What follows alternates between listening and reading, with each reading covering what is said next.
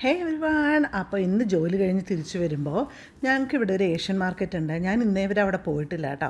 അപ്പോൾ അവിടെ ചെന്നപ്പോഴത്തേക്കും ഞാൻ ആദ്യമായിട്ടാണ് പോകുന്നത്. അപ്പോൾ അവിടെ ചെന്നപ്പോൾ കണ്ടതാണ് ഈ നമ്മുടെ കൊഴുവ ആൻചോവി അങ്ങനെ എന്തോ ആണ് പറയുന്നത്.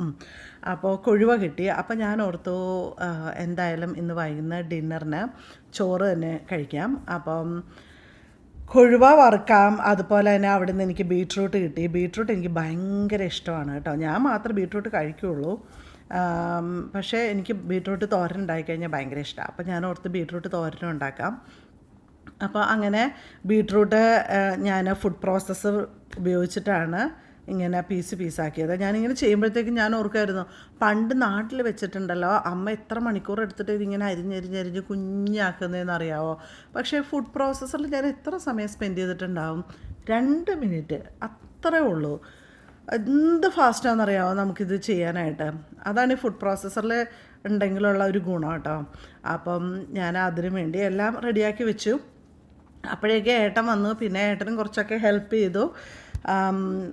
പിന്നെ എന്താ പറയുക, ഞാൻ ഫിഷ് ഒന്ന് ഉപ്പും മുളകും മഞ്ഞൾപ്പൊടിയും കുറച്ച് ഒരു ഫെനുഗ്രീക്കിൻ്റെ പൊടിയും പിന്നെ കുറച്ച് എണ്ണയും കൂടി ഒഴിച്ചിട്ട് മീൻ മാരിനേറ്റ് ചെയ്ത് വെച്ചു.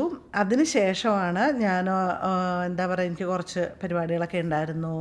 അങ്ങനെ അതെല്ലാം കഴിഞ്ഞ് തിരിച്ച് വന്നിട്ട് ഞാൻ മീൻ വെളിച്ചെണ്ണയിൽ തന്നെയാണ് കേട്ടോ വറുത്തെടുത്തത്. മീൻ വറുത്ത് ശരിക്കും എന്താ പറയുക, നല്ല ആ സ്മെല്ലൊക്കെ വന്നപ്പോഴത്തേക്കും നമ്മുടെ നാട്ടിൽ ആ കൊഴുവ വറുക്കുന്ന അതേ മണം തന്നെയാണ്. പക്ഷേ ടേസ്റ്റ് വരുമ്പോഴത്തേക്കും അത്രയ്ക്ക് നല്ല കൊഴുവയുടെ ഫ്ലേവർ അല്ല കേട്ടോ. നമ്മുടെ നാട്ടിൽ ആ ഫ്രഷായിട്ട് കിട്ടുന്ന മീനിൻ്റെ ഫ്ലേവർ അല്ല. പക്ഷേ എങ്കിലും എന്താ പറയുക, കുഴപ്പമൊന്നുമില്ല, നല്ല രസമുണ്ടായിരുന്നു. എല്ലാവർക്കും ഇഷ്ടമായി കേട്ടോ. കുട്ടികളും കഴിച്ചു, ഏട്ടനും കഴിച്ചു. പിന്നെ നമുക്കിപ്പോൾ വാഴയില ഉണ്ടല്ലോ, അപ്പോൾ അതുകൊണ്ട് വാഴയില എന്തിനും നമ്മൾ ഉപയോഗിക്കും.